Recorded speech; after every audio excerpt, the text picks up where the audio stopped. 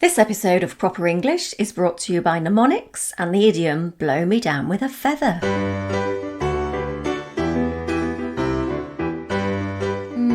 Mnemonics, love them or hate them, you just can't spell them, Dave. I see what you did there, Ali.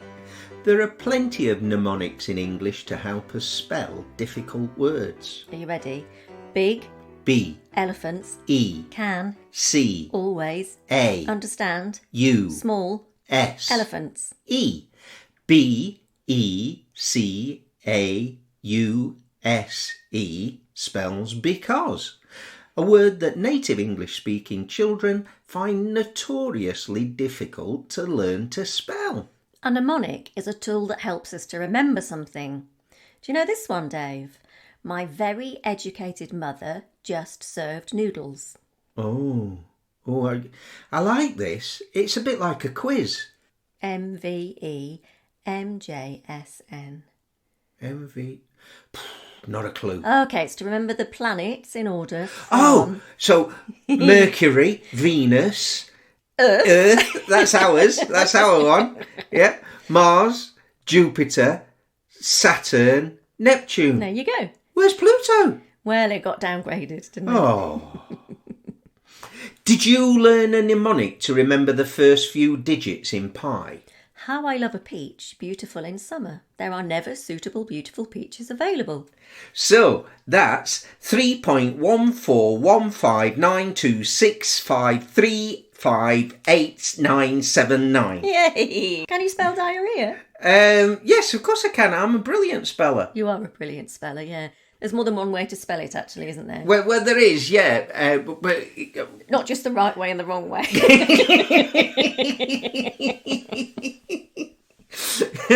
The thing is, you might think, well, it's not a word I need to write very often. But of course, it depends on your job. When I was a teacher, the staff in the office had to write down the reason if a child was away from school. They told me that they always wrote tummy upset because they could never remember how to spell diarrhea. If only they'd had a mnemonic to help them. Mm-hmm. How about dining in a rough restaurant? Hurry. Otherwise, in brackets, expect accidents. How appropriate. And yeah, the O, otherwise, is optional. We can use mnemonics to remember all sorts of other things. Here's one I think pretty much every English speaker uses. 30 days hath September, April, June and November. All the rest have 31 except for February alone, which has 28 and 29 in each leap year. It does lose its rhythmical impact towards the end, doesn't it? It does a bit, doesn't it? But it absolutely does the job. I still use it. I was telling Galina in Russia about this, and she told me what the Russians do. Ah, yeah, you told me. Now, let me see if I can remember. This is a visual one, so listeners, you're going to have to join in. So I make two fists, and I look at my knuckles. They're the nubbly bit, yeah? So the first knuckle is January because it has 31. All the knuckles have 31 days. Yes. Yeah. So January has 31. February in the dip in between the knuckles has 28 or 29. 29 this year. March has 31 and so on. Right? So each time you look at a knuckle, you can see another month with 31 days. Awesome. Love it. Okay, onward with mnemonics. When did Christopher Columbus sail to America? In something Dundee 2, Columbus sailed the ocean blue. Do you need a mnemonic to remember the mnemonic? I do. Yeah. Nah. It's not really perfect, is it, that? Not for someone like me, no. Plenty of dates rhyme with the correct one, you see, so it's just useless for me. So, just for the record, when did he set sail? In 1492. Ding, ding, ding, ding, ding, ding. Jolly good. That's that one sorted then. Do you know how to treat a sprain? Buy it a box of chocolates? No. Oh. Okay, treat a sprain needs a bit of explanation. A sprain happens when you twist the ligaments in a joint. It's very painful, causes swelling. And in this context, treat means care for. And no, I don't think I do know how to treat a sprain. Well, you can use the RICE method. That is RICE. Nothing to do with food. It's just using the word rice to remember what to do. Oh, okay. Let's see if I can work it out then. R. Rest. Yep. Rest. Stop whatever activity you're doing and try not to put any weight on the injury. I is for ice, I suppose. Oh, yeah. You're doing well. It's no numbers, you see. Ice. Yes, you apply an ice pack for up to 20 minutes every 2 to 3 hours. C. No, I can't think what the C is for. Well, C is for compression. So wrap a bandage around the injury. And E, is that elevate? Exactly. Keep the injury raised. Thank you, Doctor. Yes, I should point out I'm not a doctor. The RICE therapy is explained on the NHS website. Ososcomp. Bless you. Thanks, but I didn't sneeze. Ososcomp could be helpful to remember the order in which we use adjectives in English. I love this. Opinion, size, age, shape, colour, origin, material, purpose. Brilliant, yeah. A mnemonic suggestion I read was, on Saturday and Sunday, cold ovens make pastry. Oh, what? I know, I'll be honest, I don't think I could cope with remembering that and then kind of translating all of those words into the actual list. For me, it's easier to remember Ososcomp. Bless you. And that's the point, isn't it? We just need to find things that help our memory. Exactly. So what about the colours of the rainbow, Dave? Are you good at remembering those? Oh, yeah, I am. Pretty good, actually. I'll tell you who else can remember the colours of the rainbow. Oh, yes? Sergeant Roberts. Robert Roberts? Does that mean it's time for Idiom of the Week? Idiom of the Week? Davidson and Roberts were investigating a serial burglar. A serial burglar? Someone who breaks into people's houses to steal their cornflakes? No. A burglar who commits a series of crimes. I'm trying to narrate our story. OK, Dave. Sorry, Dave. Davidson and Roberts were investigating a serial burglar.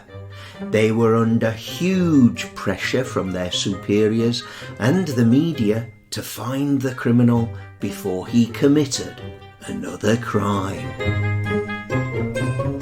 This has gone on too long. 5 burglaries in less than a month, all within a mile of the other. At each one, he... Or she. Yes, or she leaves a boiled sweet at the scene. Why? What point is he... Or she. Yes, or she trying to make? Read through the list for me, Roberts. Yes, ma'am. First burglary was at 7 Richards Road. The burglar left a red boiled sweet. Second was at 60th Avenue. The burglar left an orange sweet. Third was at 5 York Street. And the burglar left a yellow one. Are you seeing a pattern, dear listener? Can you solve the clues? Then he... Or she? Thank you, Mum. He or she burgled number 4 Gavel Green and left... A green sweet, yes, we know the numbers are counting back from 7. The sweets, red, orange, yellow, green. Mum! Red, orange, yellow, green. It's the rainbow, innit? Because then he left a blue sweet and then a purple one. It's the rainbow. So that's it. No more burglaries. Well, Roberts, you're partially right, lad. Except there are 7 colours in the rainbow and we still don't know where the next burglary will take place. Well, it'll be at number 1, won't it? Yes, number 1 will be the last one if we're right. But how on earth do we fathom which number 1 it will be? The detective sat in frustrated silence. Sergeant Roberts was looking at the map showing the 6 locations. Well, blow me down with a feather. What? Oh, it's one of them idioms. It means I'm very surprised or shocked. Yes, Roberts, I know it means you're shocked. I sometimes say you could knock me down with a feather, like when I found out Roberta had asked you to marry her. But the point is what? What have you realised? Mnemonics. Blimey, now you really can blow me down with a feather. Go on. To remember the colours of the rainbow. Richard of York gave battle... But I can't remember the last bit. What's the last bit? Richard Road, the avenue. That doesn't make sense. It should be of. Then York Street, Gavel Green. But the L has been missing for ages now, and everyone jokes it's called Gav Green or Gave Green. Then it was Battle Way, and after that, Gray's Inn Passage. And the last word in the mnemonic is vain. Richard of York gave battle in vain. And Vain Lane is right there in the middle of the map. The next burglary is going to take place at number 1 Vain Lane. It's 2 minutes drive from here. Quick, Roberts, get the car keys. We've solved it. So, once again, our happy heroes have solved the case. Oh, but if you've been able to keep up... You may need to listen again a couple of times. But if you've made it this far, you may be wondering why the second burglary took place at the avenue, when the clue needed the word of. In fact, that's what I'm wondering, Ali. Yup, it is a fair question, Dave. I couldn't make up a street name based on the word of. So I had a look on the internet for ways to say of in other languages. I finally came across av in Swedish and Norwegian, and we say av instead of avenue sometimes. So I used that. Blimey, that was a bit tenuous. I guess the burglar was multilingual. I guess so. And here we are at the end of another episode of Proper English. As always, we hope you've had fun listening in on our conversation. And whether you're a new listener or a regular subscriber, why not get in touch with us? You can email us at properenglish, All one word, at sapo.pt, or you can ask us questions on Instagram or Twitter or Facebook if you have them in your country. And don't forget to tell absolutely everyone you know about us. Friends, family, anyone who's studying or learning English. And make sure you like this episode and leave us a nice review and subscribe to us on your favourite podcast app. So, until next time, it's goodbye from me. And it's goodbye from me too. And thank you for listening to Proper English. I still can't remember how to spell mnemonics. Mnemonics.